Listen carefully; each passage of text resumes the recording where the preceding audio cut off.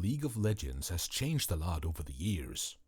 What started as a simple, strategic and slow-paced MOBA has transformed into a fast, flashy and highly competitive game filled with dashes, resets, AI assistance and insane outplays.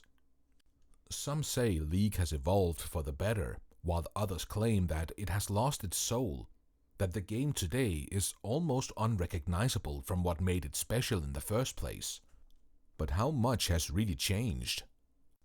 From champion design to the map, from itemization to the jungle, and even the way Riot balances the game, everything is different. So today, we're taking a deep dive into League's past and present, comparing old League 2010 to 2015 versus new League 2018 to present to figure out, did Riot improve League of Legends or did they ruin it? There was a time when League of Legends wasn't about who could press the most buttons per second. No insane dashes, no spell resets, and no champions casually teleporting across half the rift in a single combo. No, League was different back then. It was a game of patience, where every trade in lane mattered, where a single misstep could cost you your flash. The game was slower, more carefully, and for some, more strategic. Back in old League, you didn't have to worry about some hypermobile champion flying across the screen with 6 blinks, 3 resets, and an unkillable shield, because mobility was a luxury. Most champions had to walk places like normal people do, or ghost to lane. But dashes? Those were for the privileged few.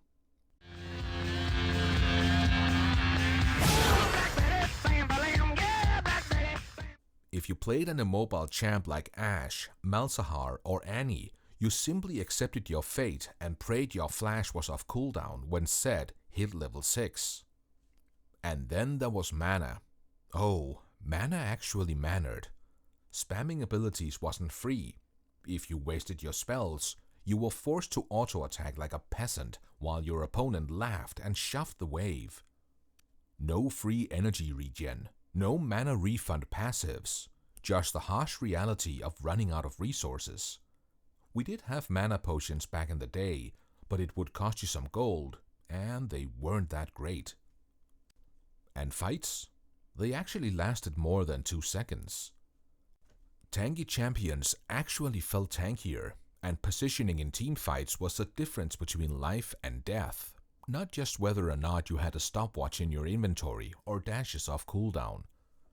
Some would say this speeding up of the game makes League more exciting, more skill-based. Others would argue that it lowered the skill ceiling of macro play, trading carefully positioning and decision-making for pure mechanical speed. So, was old League too slow, or is the new League too fast? I am sure if you played old League, you probably missed the day when you could actually see the enemy coming before they dash and one-shot you. There was a time when champions had one job, and they did it well. Annie stunned you and blew you up. Warwick ran at you and bit you. Malphite pressed R and made ADC players reconsider their life choices. That was it. Simple, effective. No 5 passive mechanics. No hybrid bruiser mage assassin nonsense. Just a clear identity and a job to do.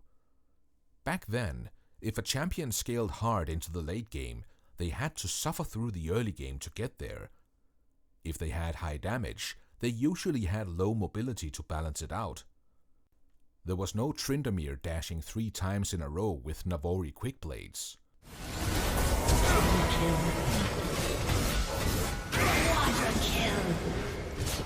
No Sylas stealing 4 ultimates in a fight.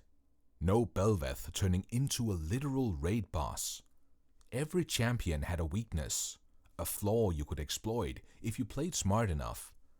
But as the game evolved, so did Riot's champion design. Why give a champion 1 passive when they could have 3? Why make them choose between damage or sustain when they could just have both?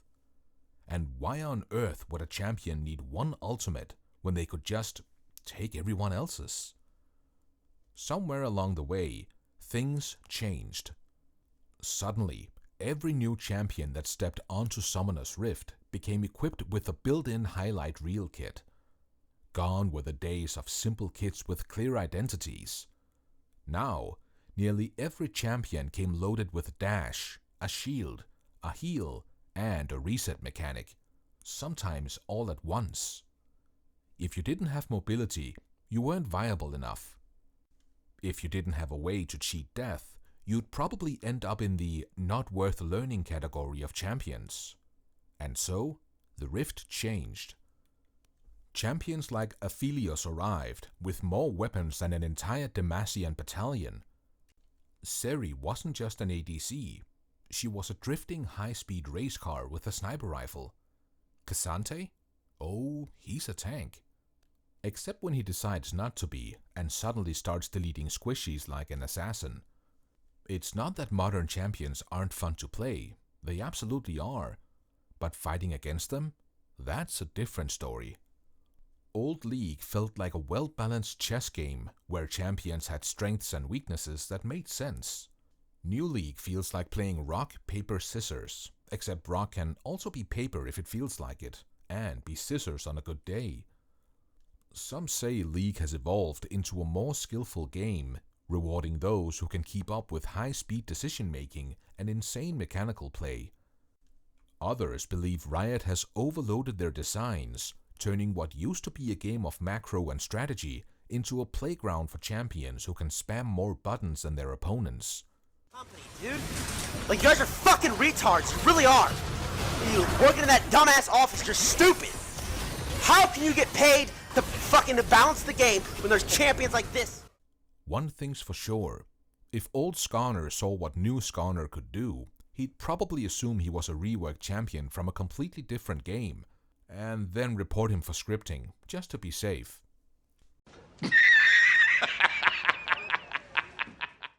Subscribe now and stay locked in for more League content, because when the next patch breaks everything, you'll want to be here first. League of Legends has always been a game about adapting. No two matches were the same, and back in the day, your item build wasn't either. Players experimented, crafted, and sometimes discovered things that probably should have been illegal. Tank Fizz, AP Tryndamere, full crit Scion. If it worked, it worked. Back then, itemization was more creative. You could build whatever you wanted, and sometimes the most random build would end up being insanely strong. There were no strict item paths, no forced choices. You built for the situation, not because the game kind of told you to, or your software highlighting what to buy. And it wasn't just the freedom, it was the items themselves. They had identity and unique effects that made them feel powerful. Sword of the Divine gave you 100% crit chance for 3 auto attacks, Oathbreaker disabled turrets, and Zephyr was just so overloaded that Riot quietly deleted it before anyone could ask why it existed. But as League evolved, Riot started making the items differently. The game became more structured, more optimized, more balanced. But at what cost? In Season 11, Riot introduced mythic items, which locked every champion into a predetermined build path. For years, build creativity disappeared, and it wasn't until Season 14 that Riot finally removed them. Even without mythics, itemization isn't quite what it used to be. Riot has removed most of the weird, fun, and situational items, replacing them with flat stat upgrades and raw damage multipliers. On one hand, the game is more balanced. You don't have to worry about a support suddenly 1v1ing your entire team because they build a banner of command cannon minion. On the other hand, the game has lost some of that wild, anything-can-happen creativity that made older League feel so unique. League's item system has come a long way, but something feels different. Maybe the game is more balanced, maybe it's more refined, but is it still as exciting? That's the very question only you can answer for yourself. Summoner's Rift has always been an iconic map. But over the years, the Rift itself has changed. Sometimes in small ways, sometimes in ways that make old-school players wonder if they're still playing the same game. Am I right? Back in the day, Summoner's Rift was darker and a little rough around the edges. The jungle was not such an easy place where camps actually hurt. You had to track respawns manually, and if your jungler didn't get a leash, they were basically playing on hard mode and probably never ganking your lane. The map was simple but strategic. There were no hiding spots, no blast cones to launch yourself over walls, and if you wanted vision, you actually had to buy wards, not rely on some free trinket to do the work for you or a plant. And then came the first big transformation in 2014, a full visual overhaul of Summoner's Rift. Suddenly, the map looked cleaner and brighter. Everything was more readable, but something about it felt different. Gone was the dark atmosphere of the old jungle, replaced with something that looked more like a fantasy battleground. But Riot didn't stop there. Over the years, they kept tweaking, evolving, and sometimes completely reworking the map. Dragon buffs were no longer just small stat bonuses. They could change the terrain entirely. The jungle became easier to deal with plants that gave free vision, healing, or instant escapes. And of course, Rift Herald was introduced, because apparently Baron wasn't enough, and top lane needed another reason to be miserable, right? Now we also have Atakan to come hang out either bot or top lane. And let's not forget the most cursed version of the map ever, Chemtech Rift. A jungle filled with zombie gas, giving players a second life and turning the game into something that felt more like an MMORPG boss fight than League of Legends. It was so insane that Riot removed it almost immediately, proving that even they have limits on how much chaos they're willing to bring out for us. Some players love these changes. The game is more dynamic, more interactive, with new ways to outplay your opponents.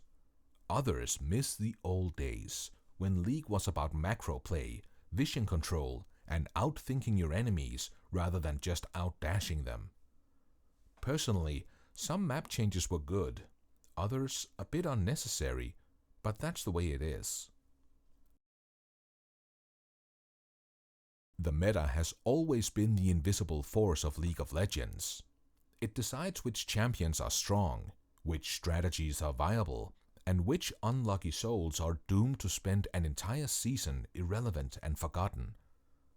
But as League has evolved, so has its meta, sometimes in ways that feel natural, and sometimes in ways that make old-school players wonder if Riot is just flipping a coin every patch. Back in old League, the meta was a slower, more strategic gameplay. Every role had a clear identity. Tanks were tanks, assassins were assassins, ADCs were the win condition, and supports were just happy to help. Games revolved around macro play, vision control, and coordinated teamfights. Junglers played a high-risk, high-reward role, balancing between farming and ganking without the safety net of free jungle sustain. But every now and then, someone broke the system. Enter AP Tryndamere, whose infinite healing made him unkillable in lane. Or Tank Echo, a tank that somehow still one-shot people while being unkillable. And who could ever forget the funnel strat, where one player took all the gold while the rest of the team played human shields?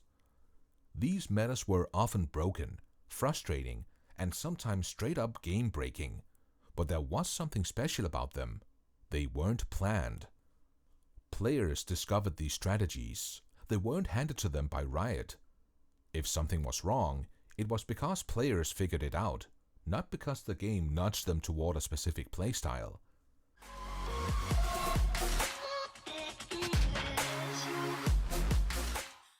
In modern League, the meta feels controlled. Riot patches the game every 2 weeks, adjusting numbers, tweaking champions, and sometimes removing entire playstyles overnight. If something gets too strong, it's nerfed within a few patches. If a champion is too weak, Riot throws them a buff, or just slaps another random mechanic onto their kit and calls it a day. So the second thing I want to talk about is revisiting our patch cadence for gameplay changes. What we're planning on doing is having a big gameplay patch every 4 weeks, followed by a smaller patch 2 weeks later. The result? The game is more balanced than ever, but also more predictable. Instead of discovering broken strategies organically, players wait for the patch notes to tell them what's good. Instead of wild, unexpected metas forming out of nowhere, we get pre-planned reworks and Riot-approved champion roles. Some players like this consistency. It keeps the game competitive, fair, and stops truly degenerate strats from ruining solo queue. Others miss the chaos, the off-meta picks that could take over a season, the random strategies that forced Riot to panic patch the game before Worlds. One thing's for sure, if an old-school player saw how fast Riot patches the game now, they'd probably ask where all the fun went. Some players like the consistency. It keeps the game fair, balanced, and stops broken strategies from ruining solo queue. Others miss the madness, the weird picks that suddenly became strong, the crazy strategies that shook up the game, and the times Riot had to rush out a patch before Worlds to fix the mess. No matter which side you're on, one thing remains the same. League will continue to evolve, and players will always adapt. League of Legends was once a simple game with a simple business model. You played, you earned IP, later Blue Essence, and if you wanted a champion, you saved up for it. Skins were just a bonus, a cool way to support the game while making your champion look different from others. As League became one of the biggest online games, the way Riot made money changed. Skins were no longer just cool extras. They became a huge part of the game's business. What used to be a simple way to make your champion look different turned into a mix of battle passes, limited time events, and exclusive rewards. Skins evolved from basic recolors to fully animated, lore-expanding masterpieces. What started as a way to change your champion's look turned into a full-on prestige skins, chromas, unique voice lines, special effects, and sometimes skins so detailed they felt like entirely new champions. And then came the loot boxes, battle passes, and limited time events. Suddenly, buying a skin wasn't as simple as clicking purchase. Now, there were orbs, tokens, rerolls, and entire crafting systems, a maze designed to keep players engaged. You could still buy skins outright, but Riot had found a much more profitable model. Make players grind for rewards, introduce FOMO, also known as fear of missing out, and watch the sales roll in. For some players, this wasn't a big deal. League is still free to play, and Riot has to make money somehow.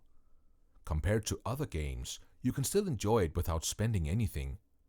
But for others, the game started feeling less like a competitive and more like a store. A big moment for many was prestige skins. What used to be a cool way to show off became a long, frustrating grind or a pricey time-limited purchase. Then came the Mythic shop, where some skins only appeared every few months, forcing players to either wait forever or spend way more than they planned. What is that, bro?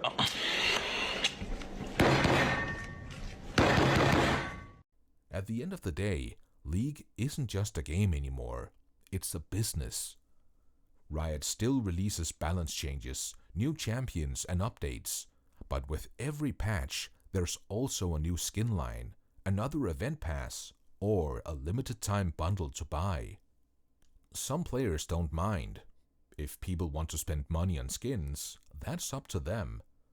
Others feel like League has become less about the players and more about making money. Maybe this is just how games evolve. Maybe it's what happens when a game sticks around for so long. But one thing is clear. These days, the biggest updates aren't always about gameplay. Sometimes they're just about new skins.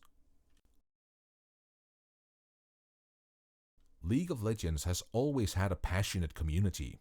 Some might even say, too passionate. Whether it was arguing about balance, spamming pings out of frustration, or writing essays on why their favorite champ needed buffs, League players have always cared. A lot.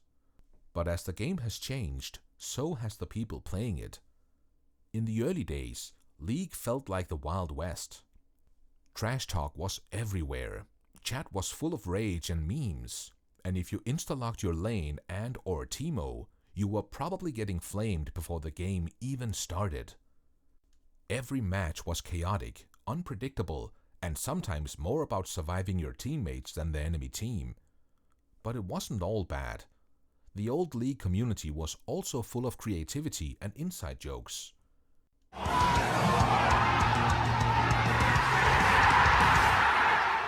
YouTube was packed with funny clips, crazy builds, and iconic moments, like Dyrus' split pushing, Boxbox's insane ribbon plays, and Faker's legendary set outplay. League felt like more than just a game. It was a shared experience, full of moments that everyone talked about. As League got bigger, Riot started cleaning things up. They added honor rewards, auto bans, and stricter chat filters to make games less toxic. Over time, trash talk started to fade, and the wild chaos of old League became more structured.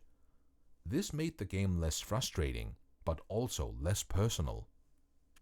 At the same time, the way players interact with League changed. Instead of watching random funny videos, most people now talk about the game on Reddit, Twitter, and Discord. The focus has shifted from crazy meme builds and community jokes to highlight reels and esport analysis. The game still has its memes, like "It's fine, we scale" or "Gap is too big," but they don't spread the same way they used to. Then there's pro play.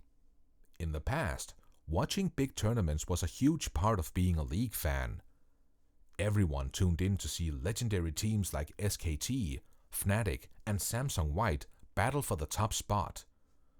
The hype was insane, and moments like Faker's first Worlds win or X-Peak's famous backdoor became history. Nexus, Kevin is going to be able to get towards him. He's trying to do it, but meanwhile they're in the base. Yellowstar's trying to defend them in the base. Pekka is trying to take the Nexus down. Is anyone going to be able to deal with this one? Catches him with another axe. He's very low on that. They're pushing on the Nexus to his Pekka managed to get it. I do not believe it. But over time, fewer people started watching. Maybe it was Riot's constant format changes. Maybe it was just that people moved on. Pro play is still there, but it doesn't feel as important to the game as it once did. So, what is League's community like now? It's still huge, still passionate, but different. The crazy, unfiltered energy of old League has turned into something more organized and controlled. The game is still loved by millions, but it doesn't feel as wild and personal as it used to. Maybe that's just how things go. No community stays the same forever. But for those who remember the old days, League now feels a little more like a game you play and a little less like a world you're a part of. League of Legends has changed a lot. The game is faster, flashier, and has better visuals, but it also feels more controlled than before. Champions are more complex, the meta shifts faster, and even the community isn't the same. Some players love the changes, while others miss the crazy, unpredictable days of old League. But one thing hasn't changed. Players always adapt. Whether it's learning new items, finding broken strategies before Riot nerfs them, or just spamming question mark pings in solo queue, the League community always keeps things interesting. So, is League better now, or was it more fun before? That's up to you. But one thing is for sure, as long as people keep playing, League will keep changing. Let me know what you think. Do you like old League or new League? Drop a comment, and don't forget to like and subscribe for more.